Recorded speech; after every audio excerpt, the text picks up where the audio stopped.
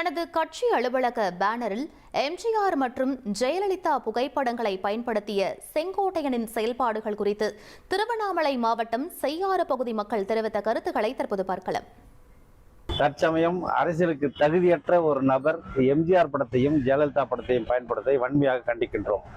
இத்தகைய நகர்வுகள் கண்டிப்பாக செழிப்பதற்குண்டான வாய்ப்பு இல்லை.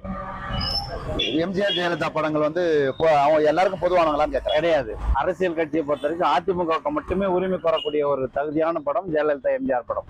அந்த படத்தினை வந்த எந்த நபர்களுமே பயன்படுத்துறதுக்கு சட்ட ரீதியாகவும் அனுபவ ரீதியாகவும் அதற்கு இல்லை என்று நான் உறுதி கூறுகிறேன். விஜய் கூட ஜெயலலிதா அம்மையாரையும் எம்ஜிஆர் புரட்சி தலைவர் எம்ஜிஆர் அவர்களையும் கூட போட்டு பாடுறது மக்கள் மத்தியில் ஒரு சலசலப்பை ஏற்படுது.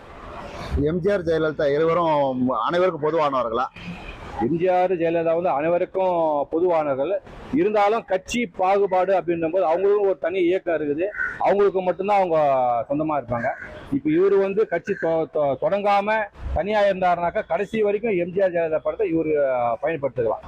எம்ஜிஆர், ஜெயலலிதா, விஜய் மூன்று நபர்களும் பேஸ் அரசியல். ஆனா இவங்க எல்லாம் எம்ஜிஆரும் ஜெயலலிதாவும் அடித்தட்டு மக்களுடைய ஏழை மக்களுடைய இதயங்கள்ல இடம்பெற்றவர். எம்ஜிஆருக்கும் ஜெயலலிதாவுக்கும் கிராமங்கள்ல ஊடுருவி ஏழை மக்களுடைய இதய துடிப்பை அறிந்தவர்கள். விஜய் அந்த வகையில் இல்லை.